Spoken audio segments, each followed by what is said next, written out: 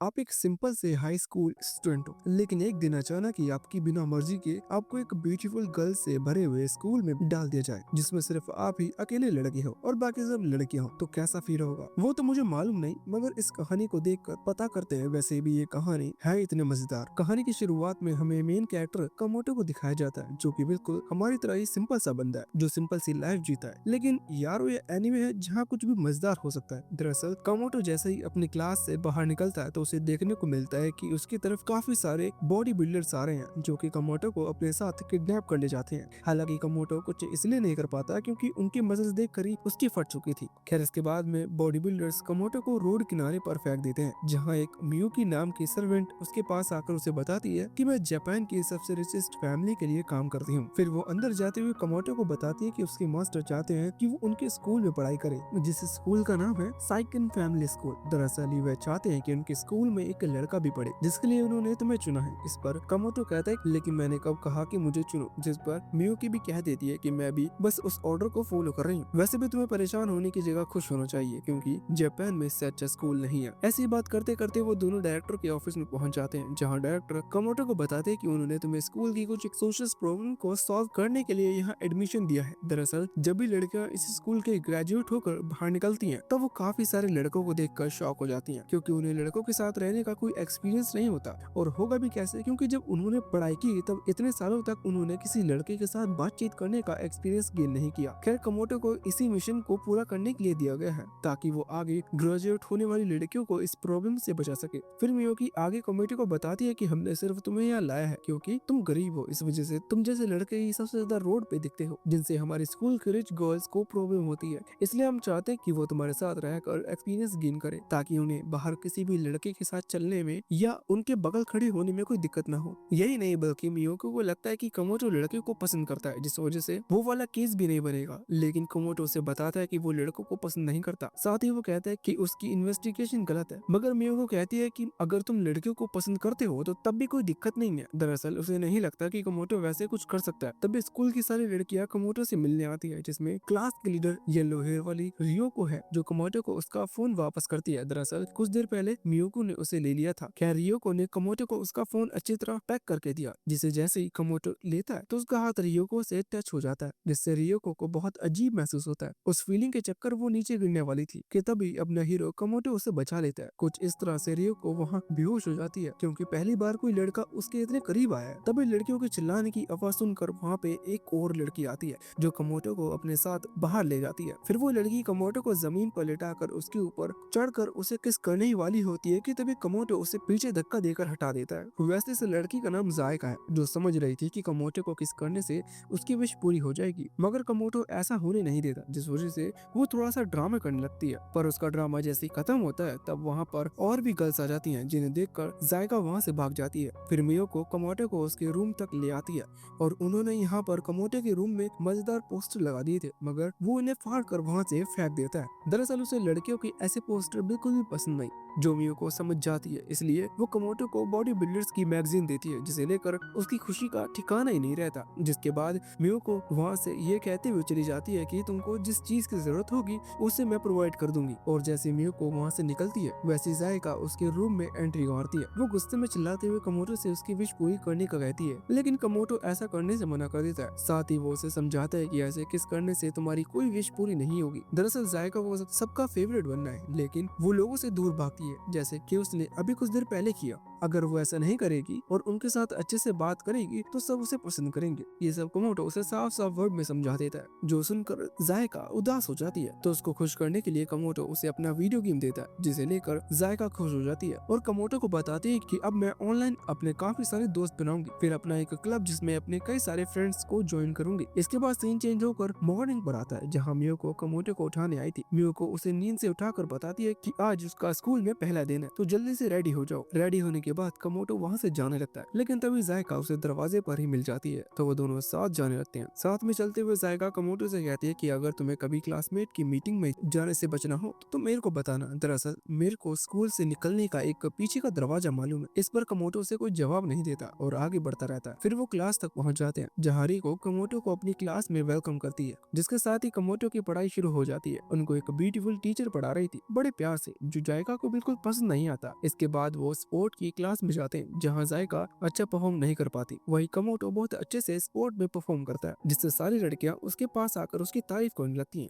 ये सब जायका को बिल्कुल अच्छा नहीं लगता, हालांकि वो कुछ कर भी नहीं सकती, इसलिए चुप ही रहती है। फिर सब पार्टी में जाते हैं, जो कमोटो के यहाँ एडमिशन लेने की खुशी में रखी थी। हालांकि पार्टी में लड़कियों तो काफी शानदार खाना खाती है, लेकिन कमोटो तो अपना सिंपल नूडल्स खाता है। दरअसल उसे एक्सक्लूसिव खाना दिया नहीं गया। खैर, खाना पीना होने के बाद कमोटो को स्टेज पर बुलाया जाता है, ताकि वो डांस कर लड़कियों को एंटरटेन कर सके। हालांकि उसके साथ रिको भी थी, जो इन कपड़ों में प्रिंसेस लग रही थी। जिसके बाद वहाँ नाच गाना शुरू होता है। पहले वो बाकी लड़कियों के साथ में अपना डांस करती है, जो देखने में काफी बेहतरीन था। फिर बारी आती है कमोटो की, जिसे रिको पर्सनली अपने साथ डांस करने के लिए इनवाइट करती है। तो कमोटो बड़े प्यार से उसका हाथ पकड़कर साइक्लोन जैसा फनी डांस करता है, मगर इसमें कमोटो की चीख निकल जाती है, क्योंकि डांस करने के लिए उसने गलत लड़की को चुन लिया। इस तरह मजाक मस्ती के साथ पार्टी एंड होती है, जिसके बाद कमोटो अपने रूम में रेस्ट कर रहा था, लेकिन तभी उसके रूम में जायका उसका दिमाग खाने आ जाती है, जो देखना चाहती है कि एक कॉमनर किस तरह की मांगा पढ़ता है। उन्हें जब जायका पढ़ती है तो उसे बहुत मजा आता है। साथ ही मांगा पढ़कर उसे टाइम को रोकने की पावर चाहिए। हालांकि कमोटो उसकी इस नौटंकी को सहने में कोई कसर नहीं छोड़ता। वो उसके मैजिक में जैसे ही उसका साथ देता है, वैसे वो कमोटो को पैरालाइज करके उसे किस करने वाली होती है कि कमोटो उसके मुंह पर ही उल्टी कर देता है, जिससे गुस्सा होकर जायका उसे एक मुक्का मारती है। इसके बाद सीन बदलकर रिको पर आता है, जो अपनी साइड के गर्म पानी के अंदर बिना कपड़ों की होती है। तभी कमोटो वहाँ गर्म पानी में डुबकी मारने आता है, लेकिन उसे चुल मचती है और वो गर्ल साइड का डोर खोल देता है, जिसमें उसे रिको दिखती है, जिसे देखकर उसकी सांसें अटक जाती है। इससे पहले कि उसकी वहाँ पर हार्ट अटैक से जान जाती, वो दरवाजा बंद कर देता है। वैसे अगले दिन क्लास में जब वो दोनों एक दूसरे से आमना सामना होता है, तब वो बात करने में शर्माने लगते हैं।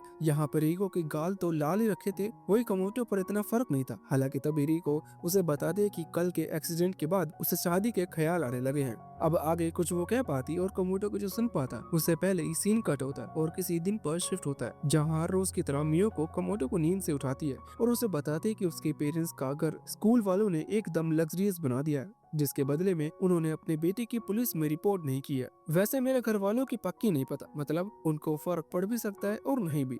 अगर मेरे साथ ऐसा होता तो, हालांकि ऐसा होने नहीं वाला, इसलिए ख्यालों से बाहर आकर हम आगे बढ़ते हैं। अब आगे थोड़ी देर बाद कमोटो अपने क्लास में जाता है, लेकिन इस बार जब वो वापस आता है तब उसे एक अजीब नीले बालों वाली लड़की दिखती है, जो काफी अजीब हरकतें कर रही थी। वो असल में एक छोटी बच्ची थी, जिसे कमोटो अपने साथ रूम में ले आता है। वहाँ वो नीले बालों वाली लड़की अपने कपड़ों को अच्छे से पहन लेती। दरअसल बाहर उस जगह पर उसने अपने कपड़े उतार दिए थे, कोई और उसे देख पाता उससे पहले ही कमोटो उसका शर्ट उड़ाकर उसे अपने रूम में ले आया। अभी उसने अपने कपड़े ठीक करने से पहले तो कमोटो उससे पूछता है कि वो कौन है, जिस पर वो अपना नाम हाकू बताती है और वो लेबोरेटरी के अंदर काम करती है। ये सुनकर कमोटो उसे कुछ खाने के लिए देता है, जिसे खाते ही हाकू वहीं पर सो जाती है। हालांकि वो जल्दी उठ भी जाती है और खड़ी होकर अपने स्कर्ट उतार देती है। तभी जायका आंख बंद कर कमोटो के रूम में आ गई, जो कमोटो को उस लड़की के साथ इस तरह देखती है तो उसे बहुत गुस्सा आता है। साथ ही उसकी आंखें खुली की खुली रह जाती हैं। वही कमोटो की फट के चार हो जाती है। दरअसल वो नहीं चाहता कि जायका उसे गलत समझ ले, अगर समझ लिया तो उसका हाल बुरा हो सकता है, पर होता नहीं है। अब हाकू उसके लिए और ज्यादा परेशानियां खड़ी करती है। इससे पहले ही वो उसे लेबोरेटरी लेकर आ जाता है। वहाँ एक मेड कमोटो को बताती है कि हाकू इतनी छोटी उम्र में ही एक जीनियस है। दरअसल वो उन मैथमेटिक्स के क्वेश्चन को आसानी से सॉल्व कर देती है, जिन्हें सॉल्व करने में हमारे पसीने छूट जाते हैं। इस पर कमोटो उसे अभी कुछ देर पहले की बात बताता है, जो सुनकर उस मेड को भी शौक लगता है। फिर कमोटो उस मेड से कहता है कि जो कुछ ज्यादा ही इंटेलिजेंट होते हैं वो अंदर से खिसका हुआ भी रहता है। वैसे ही हाल हाकू का है, इसलिए वो उस पर ध्यान रखने का कहकर वहाँ से चला जाता है। उसके जाने के बाद वो मेड बाकी सब मेड को भी बता देती है कि हाकू ने लेबोरेटरी से बाहर खाने का रूल तोड़ दिया है। ये सुनकर वो सभी हैरान रह जाती हैं। इधर कमोटो अभी स्कूल में है और रिको के साथ कहीं जा रहा था, तभी उसे अपने सामने एक कटाना ली हुई लड़की दिखती है, जिसका नाम कैरन है। अभी कैरन की नजर जैसे कमोटो पर पड़ती है तो वो अपनी कटाना बाहर निकाल लेती है। साथ ही वो कमोटो से घबराकर उस पर कटाना से अटैक कर देती है। हालांकि कमोटो ने उससे कुछ भी नहीं कहा था, वो तो बस बगल से गुजर रहा था, लेकिन इस स्कूल की गर्ल्स को बॉयज से दिक्कत होती है। शायद इस वजह से कैरन ने कमोटो पर अटैक कर दिया, जिसके बाद वो उससे दूरी बनाकर कहती है कि तुम बेकार लड़के यहाँ क्या कर रहे हो। इतना कहकर वो अपनी कटाना को चलाती है, जिससे कमोटो और बाकी सब लड़कियों के कपड़े गायब हो जाते हैं। कमोटो को समझ आ जाता है कि इसे रोकने के लिए मुझे इससे फाइट करना पड़ेगा। फिर दोनों एक दूसरे की तरफ तेजी से आगे बढ़ते हैं, लेकिन वो दोनों एक दूसरे पर अटैक कर पाते हैं। इससे पहले ही उनके बीच एक्सीडेंटली कुछ होता है, जिससे कैरन शाय करते हुए पीछे हट जाती है। यहाँ पर अब कैरन कमोटो से कहती है कि वो उसकी डिसाइबल बनना चाहती है। वैसे अभी जो कुछ भी हुआ उनके बीच उसे इग्नोर करके आगे बढ़ते हैं। नेक्स्ट सीन में हम जायका को देखते हैं, जो कमोटो को हर बार की तरह पका रही थी कि तभी वहाँ पर हाको आती है, जो कमोटो के पास आकर बैठ जाती है। इधर जायका उन्हें पकाती ही जा रही थी कि इतने में कैरन वहाँ आती है, जो कि अभी होश में आ चुकी थी। दरअसल कुछ देर पहले वो बेहोश हो गई थी। खैर अभी वो कमोटो से उसका अपना डिसाइपल एक्सेप्ट करने का कहती है। साथ ही वो उसे बताती है कि वो उससे हार चुकी है, इसलिए कमोटो जो चाहेगा वो करेगी, मतलब कुछ भी करेगी। चलो चलो गलत सोचना बंद करो। आगे हम रिको को देखते हैं, जो कुछ गर्ल के साथ अपने अलग मिजाज में कमोटो से मिलने आई थी। खैर वो यहाँ पर लाल गालों के साथ कमोटो को उनकी सेकंड पार्टी में इनवाइट करती है, लेकिन रिको के इंटेंशन को वो एक्सेप्ट कर पाता उससे पहले जायका वहाँ आ जाती है, जो कमोटो का हाथ पकड़कर उसे अपने साथ चलने का कहती है। कहने के साथ ही वो उसे खींचते हुए बाहर लाकर बताती है कि वो पार्टी रिको के रूम में होने वाली है, अगर तुम्हारे साथ कुछ गलत हो गया तो। जायका की बात कमोटो को भी सही लगती है, इसलिए वो रिको से ये कहकर मना कर देता है कि उसे जायका के साथ कुछ काम है, इसलिए उसकी पार्टी को अटेंड नहीं कर सकता। इस पर रिको कुछ नहीं कहती, वो वहाँ से चली जाती है। लेकिन अपनी साइड आकर रिको की क्लासमेट बात करने लगते हैं कि जायका के कहने पर कमोटो ने रिको का इनविटेशन रिजेक्ट कर दिया। हमें तो लगता है कि कमोटो और जायका गर्लफ्रेंड बॉयफ्रेंड बन गए हैं। अपने फ्रेंड्स की ये बात सुनकर रिको को गुस्सा आ जाता है। वो गुस्से में अपनी फ्रेंड्स को बुरा भला कहकर वहाँ से चली जाती है। दरअसल रिको कमोटो से प्यार करती है। इधर उसके चिल्लाने की आवाज कमोटो ने भी सुन ली थी, इसलिए वो बाद में उससे मिलने गया था। वहाँ रिको कमोटो का वेलकम करती है और कमोटो उसका उदास चेहरा देखकर समझ नहीं पाता कि आखिर से हुआ क्या है। जिसके बाद वो वापस अपने रूम में आता है, जहाँ जायका उसका वेट कर रही थी। फिर कमोटो से बताता है कि रिको ये जानकर उदास है कि कॉमनर इवेंट को तुम होस्ट करने वाली हो। जिस पर जायका कहती है कि अच्छा फिर उसको करने दो, मैं उसके लिए अच्छा सा प्लान बनाती हूँ। अब सीन कॉमनर इवेंट पर आता है, जहाँ रिको एक आम लड़की की तरह बिहेव करती है और काफी अच्छा परफॉर्म करती है। वो अपने क्लासमेट के साथ पिक्चर भी लेती है लाइक कॉमनर। इसी तरह करते करते इवेंट शाम तक खत्म हो जाता है। शाम को रिको कमोटो के पास आकर आज के लिए उसका थैंक्स करती है। दरअसल आज कमोटो की वजह से उसने बहुत अच्छा फील किया। खैर तभी कमोटो से बताता है कि ये मेरा नहीं बल्कि जायका का आइडिया था, इसलिए मुझे थैंक्स मत कहो। जैसे रिको को पता चलता है कि उसके पीछे जायका भी थी तो उसे बहुत गुस्सा आता है। साथ ही वो कमोटो से नाराज होकर भाग जाती है। दरअसल उसे लगता है कि जायका उनके बीच में रह रही है। हालांकि कमोटो को तो उनकी फ्रेंडशिप करवानी थी, लेकिन रिको गलत समझ लेती है। फिर वो सीधा कमोटो के रूम में आ जाती है, जहाँ उसे जायका बेड पर लेटी हुई मिलती है, जो देखकर रिको को गुस्सा थोड़ा और बढ़ जाता है। तो वो जायका से चिल्लाते हुए कहती है कि मैं तुमसे नफरत करती हूँ। इधर जायका के कुछ पल्ले नहीं पड़ता कि आखिर इसे हुआ क्या है, लेकिन उसके कुछ समझाने से पहले ही रिको उससे फाइट करने लगती है। जायका रिको से दूर हटने का कहती है, मगर रिको उसके ऊपर चढ़ के उसे मारने की कोशिश करती है, पर मार नहीं पाते क्योंकि जायका ने उसके हाथ पकड़ रखे थे। और ऐसे ही किसी लड़के के सामने जायका मार कैसे खा सकती है, उसकी क्या ही इज्जत रह जाएगी। इसलिए अब वो भी रिको से लड़ने लगती है। लड़ते हुए जायका का ध्यान जैसे ही कमोटो पर जाता है तो उसे पिल्लो फेंक कर मारती है, जिसके बाद में उनकी फाइट बंद हो जाती है। और थोड़ी देर बाद हम जायका को मस्त वीडियो गेम खेलता हुआ देखते हैं। रूम में कैरन, हाकू और रिको आते हैं। दरअसल उन्होंने कॉमनर क्लब बनाया है, जिसमें वो कमोटो को भी ज्वाइन करवाना चाहते हैं, जो जायका को बिल्कुल भी अच्छा नहीं लगता। इसलिए वो चाहती है कि कमोटो क्लब ज्वाइन न करे, जिस पर रिको कहती है कि क्लब में सिर्फ हम दोनों ही होंगे, जो सुनकर जायका गुस्से में आती है। इससे पहले वो दोनों बिल्लियों की तरह झगड़ने लगते हैं। कमोटो कहता है कि क्लब में जायका भी ज्वाइन होगा ताकि वो दोनों अच्छे दोस्त बन सके। इस पर वो दोनों अग्री नहीं करते। फिर आगे सीन बदलकर मॉर्निंग पर आता है। सुबह सुबह कमोटो की जैसी आंखें खुलती है तो वो अपने सामने हाको को देखता है, जो उसके बगल में आकर सो गई थी, जबकि उसे लेबोरेटरी में होना चाहिए था। हालांकि कमोटो इस पर ध्यान नहीं देता और उसके लिए खाना बनाकर उसे खिलाता है और उसे वापस लेबोरेटरी में छोड़ देता है। इस बीच हम जायका और रिको को देखते हैं, जो हाको के बारे में बात कर रहे थे कि वो बस पूरे दिन कमोटो के साथ रहती है। इसलिए जायका रिको से कहते हैं कि हम दोनों लड़ते रह जाएं और हाको बाजी मान ले जाए। इससे पहले हमको दोस्त बन जाना चाहिए ताकि हम मिलकर इसका कुछ सॉल्यूशन निकाल सके, जिस पर रिको अग्री करती है। हालांकि कैरन उसके ऐसा करने से मना करती है। दरअसल उसका प्लान है कि जैसे ही हाको कमोटो के रूम में आएगी वैसे वो दोनों से पकड़कर अच्छा सबक सिखाएंगे। फिर वो जाकर कमोटो के रूम में डेरा डालती है और जैसे ही हाको दरवाजा खोलकर अंदर आने वाली होती है कि तभी कैरन उसे रोक कर वहाँ से भाग जाने का कहती है, मगर जायका उसे पकड़कर अंदर ले आती है, जिसके बाद उनके बीच मस्ती होने लगती है। जबकि जायका और रिको करने कुछ और आए थे और कर कुछ और रहे हैं। खैर आखिर में वो तीनों अच्छे दोस्त बन जाते हैं।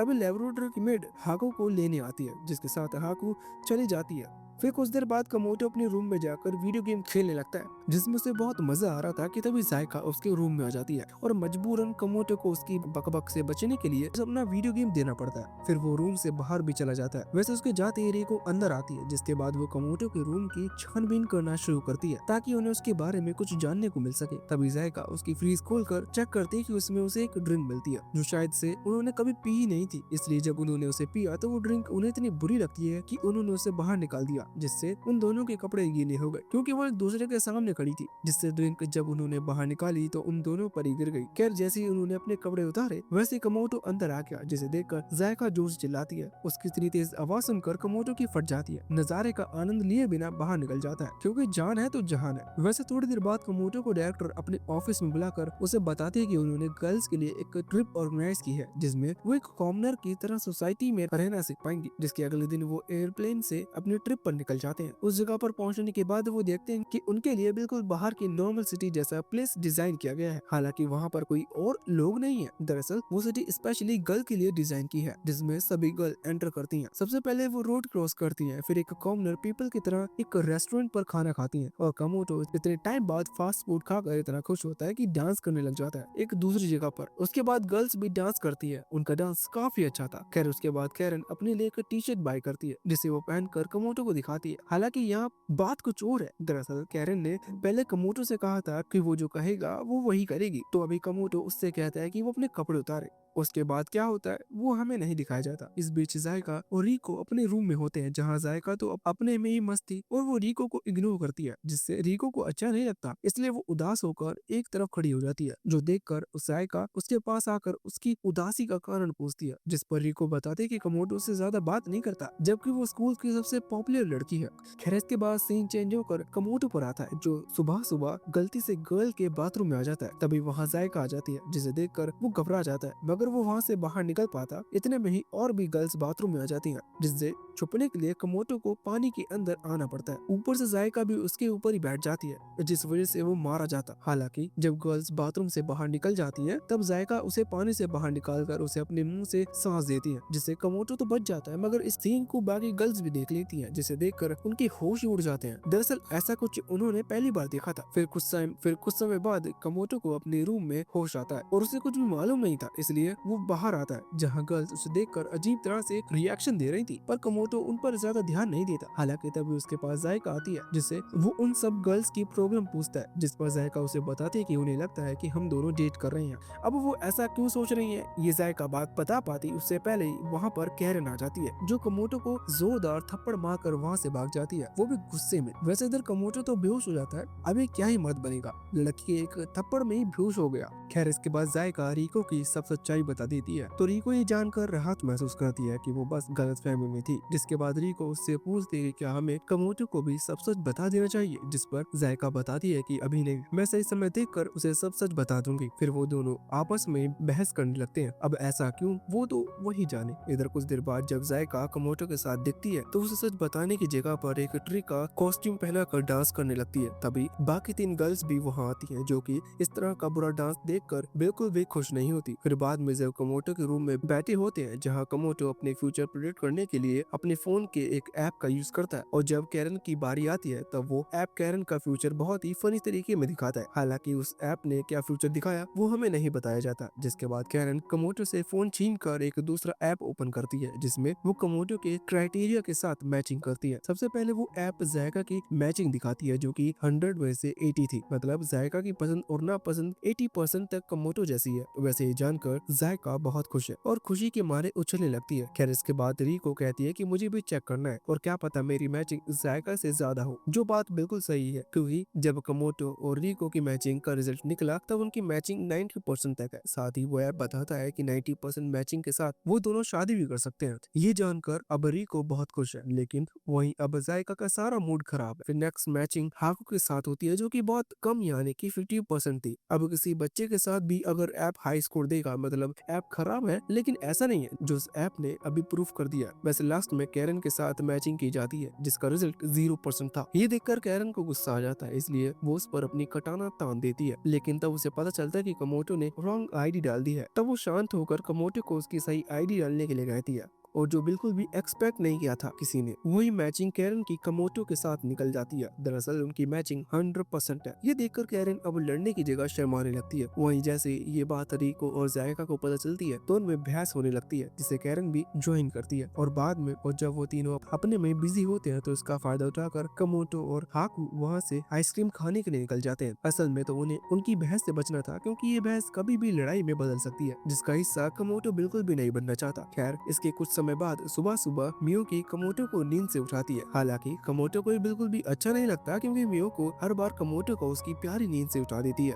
जबकि कमोटो को सोना है। इस बात पर कमोटो जब उससे बहस करने की कोशिश करता है तब मियोको उससे कहती है कि तुम्हें जगाना मेरा काम है, इसलिए इस बात को खत्म करो। तो कमोटो भी उसकी बात मानकर अपना नाश्ता पानी करके जैसे ही बाहर निकलता है, वैसे ही उस पर कैरन अपनी कटाना से हमला कर देती है। उस हमले में लगभग कमोटो की आर्म कट गई थी, लेकिन कमोटो को अपनी आर्म से प्यार था, इसलिए उसने अपनी पूरी जान लगाकर कैरन के हमले को डॉज कर लिया, जिससे बस उसकी शर्ट कट गई। हालांकि कमोटो की डर के मारे फट पड़ी थी, लेकिन तभी कैरन अपना गुस्सा ठंडा कर कमोटो को अपने रूम में ले जाने लगती है, जहाँ पहुंचकर कैरन पहले तो कमोटो को चाय सर्व करती है, फिर उसकी फटी हुई शर्ट को सीने लगती है। जो सब कमोटो को समझ नहीं आ रहा था कि आखिर कैरन को हुआ क्या है, जो वैसे इस तरह का रिएक्ट कर रही है, जिसके बारे में जब कमोटो पूछता है तब वो शर्मा जाती है। हालांकि इसके बाद कुछ और करने के लिए वो उसकी टी शर्ट भी उतारने लगती है, लेकिन इससे पहले वो कुछ कर पाए वहाँ बाकी 3 गर्ल्स की एंट्री होती है। अब उस एम्बैरेसिंग सिचुएशन से बचने के लिए कैरन कमोटो को लेकर पर्दे के पीछे छुप जाती है, पर वो जगह बहुत ही छोटी थी, जिस वजह से वो सबके सामने एक्सपोज हो जाते हैं। और उन दोनों को इस तरह देखकर बाकी तीनों के रिएक्शन कुछ ऐसे हैं। खैर, इसके थोड़ी देर बाद वो सब कमोटो के रूम में आते हैं, जहाँ अपनी गपशप करना शुरू करते हैं। तभी कमोटो अपनी गर्ल्स को सजेस्ट करता है कि उन्हें मेड ड्रेस पहननी चाहिए।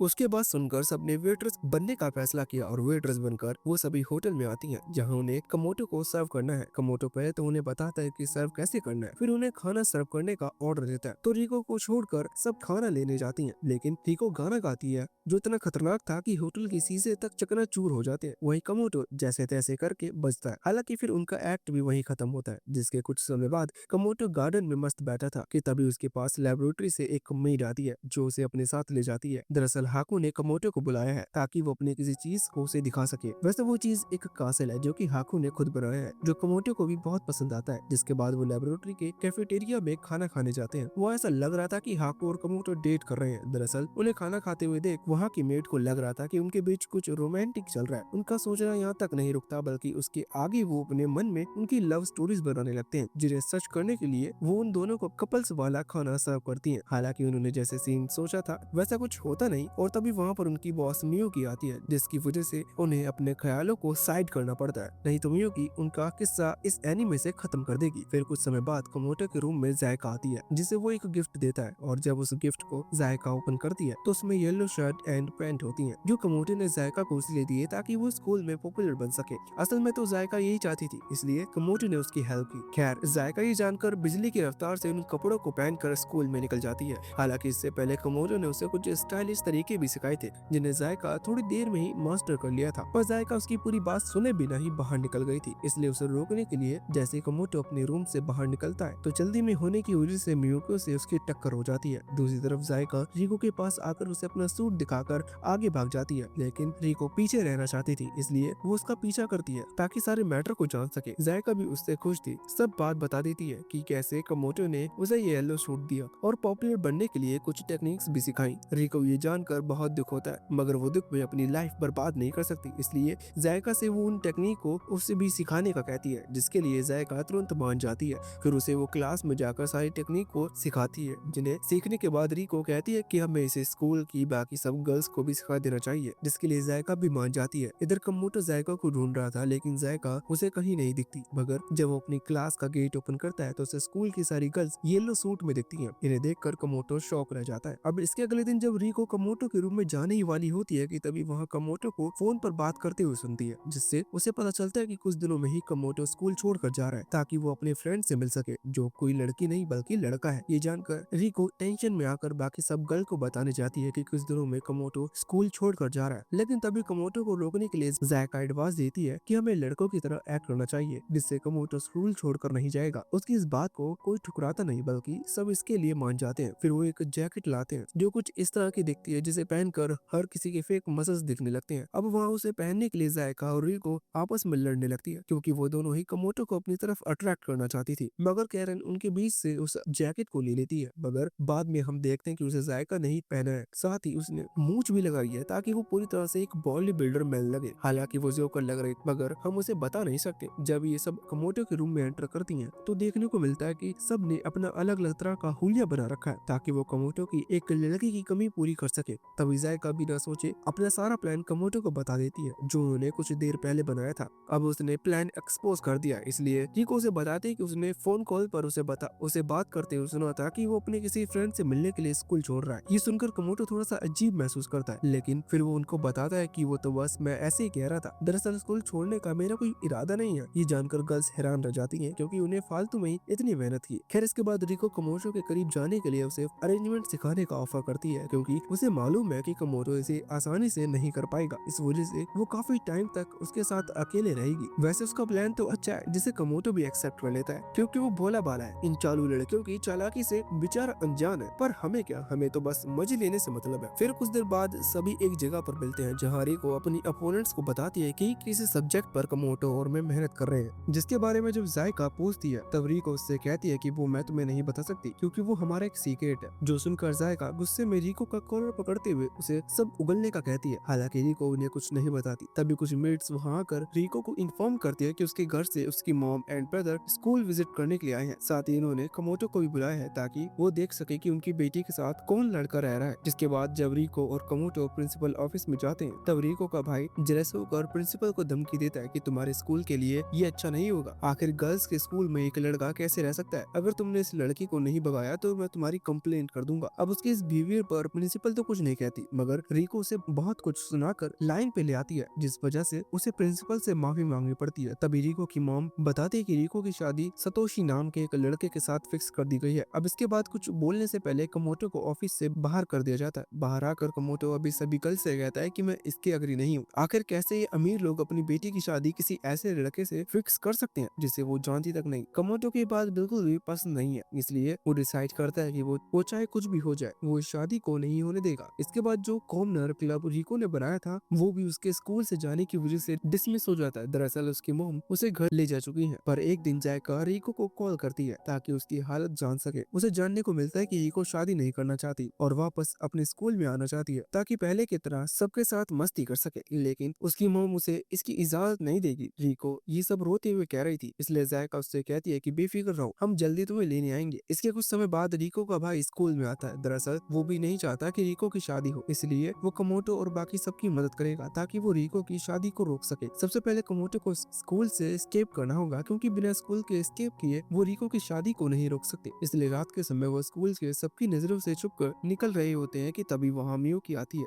जो उन्हें ऐसा करते हुए देख लेती है, मगर वो फिर भी उनकी मदद करती है स्कूल से एस्केप करने में, क्योंकि वो नहीं चाहती कि रिको की शादी हो। खैर स्कूल में एस्केप करने के बाद रिको का भाई उन्हें अपनी कार में बिठाकर उस जगह से ले जाने लगता है जहाँ रिको की मैरिज अरेंज की है। वैसे उसकी गाड़ी को दो मसल मैन चला रहे हैं, जिन्हें देखकर कमोटो को अपनी फिक्र होने लगती है। फिर वो सुबह तक उस जगह पर पहुंच जाते हैं जहाँ दूर से कैरन अपने स्कोप से नजर मारती है, तो उसे देखने को मिलता है कि गेट पर काफी टाइट सिक्योरिटी है, मगर कैरन भी कम नहीं है, इसलिए वो तेजी से उनकी तरफ बढ़ने लगती है। वो अपने एक ही हमले से सबको ढेर कर देती है, साथ ही अपनी कटाना के एक ही हमले में उस गेट को ब्रेक करती है। लेकिन उस होटल में वो एंटर कर पाते उससे पहले ही और भी कई सारे सिक्योरिटी गार्ड उन्हें रोकने के लिए वहाँ आ जाते हैं, मगर कैरन अपनी विंड अटैक का इस्तेमाल करती है, जिससे कोई भी नहीं बचता और सभी हार जाते हैं। उनके हारते ही कमोटो और बाकी सब होटल में एंट्री करते हैं, लेकिन थोड़ा आगे आते ही उनका सामना एक और ताकतवर गार्ड से होता है, जो कमोटो पर तेजी से अटैक करने लगता है, जिससे कमोटो जैसे तैसे बचता है। हालांकि तभी वहाँ रिको का भाई आकर उस स्ट्रॉन्ग गार्ड से फाइट करने लगता है, जिससे वो कड़ी टक्कर देता है। वही कमोटो उस गार्ड को बिजी देख आगे बढ़ जाता है। उसके साथ जायका और हाको भी थी। उन्हें आगे कई सारी मुश्किलों का सामना करना पड़ता है, जैसे कि बीच बीच में रास्ता ब्लॉक हो रहा था, जिसे कमोटो और जायका जैसे तैसे पार कर रहे थे, क्योंकि हाको उतना तेज भागकर गेट को पार नहीं कर सकती, इसलिए कमोटो उसे भी उठाकर भाग रहा था। ऐसे ही वो सभी गेट्स को पार कर लेते हैं, लेकिन तभी उनके उनका सामना एक बहुत बड़े रोबोट से होता है जो उन्हें कुचलने ही वाला था कि तभी वहाँ एक अनजान लेडी आकर अपनी कटाना से उस रोबोट के छोटे छोटे टुकड़े कर देती है। और आखिर में फाइनली इतनी मुश्किलों का सामना करने के बाद कमोटो रिको के मैरिज प्लेस पर पहुंच जाता है जहाँ वो शादी को रोकने का कहता है। हालांकि कोई भी कमोटो पर ध्यान नहीं देता तो जायका आगे आकर रिको को वापस स्कूल लौटने का कहती है। इस तरफ जायका एक इमोशनल और बड़ी सी स्पीच देती है जिसे देने के बाद जायका रोने लगती है। वही रिको भी जायका की सारी बात सुनने के बाद रोने लगती है। तभी रिको खड़ी होती है और हिम्मत जुटाकर अपनी मॉम से कहती है कि मैं शादी नहीं करूंगी, जिस पर उसकी मॉम कहती है कि अगर वो शादी नहीं करेगी तो उसे घर छोड़ना होगा और रोड पर रहना होगा। मॉम की बात सुनकर कमोटो आगे आकर कहता है कि कोई ना, तुम मेरे घर पर रह लेना, मगर ये शादी तो नहीं होगी। कमोटो को इस दिलदारी को देखकर रिको के पेरेंट्स भी इसकी उन्हें इजाजत दे देते हैं, इसलिए रिको का फियांसे वहां से चला जाता है। जिसके बाद रिको की मॉम उसे आजाद करते हुए ये भी कहती है कि अब वो जिससे चाहे उससे शादी कर सकती है। वैसे तो मैं यही कहूंगा कि तुम कमोटो से शादी कर लो, अब तो वैसे भी तुम दोनों साथ रहोगे तो यही सही है। इस रिको तो खुशी के मारे झूम उठती है, मगर कमोटो पर तो जैसे बिजली गिर गई हो। वही जायका, कैरन और आको भी इसके लिए मना करते हैं ताकि वो खुद कर सके। उस ऊपर से रिको का भाई ये जानकर कि उसकी शादी कमोटो से हो सकती है, वो कमोटो पर अटैक कर देता ताकि उसकी बहन की शादी उससे ना हो। दरअसल उसका अटैक कमोटो पर लगता तो कमोटो ऑन द स्पॉट मारा जाता, लेकिन वो बच जाता है और कहता है कि नहीं, मैं नहीं कर सकता शादी। खैर इसके बाद उनकी शादी नहीं होती बल्कि रिको स्कूल वापस आ जाती है और बस पहले जैसा हो जाता है, जिसके साथ ही इस एनिमे की कहानी एंड होती है।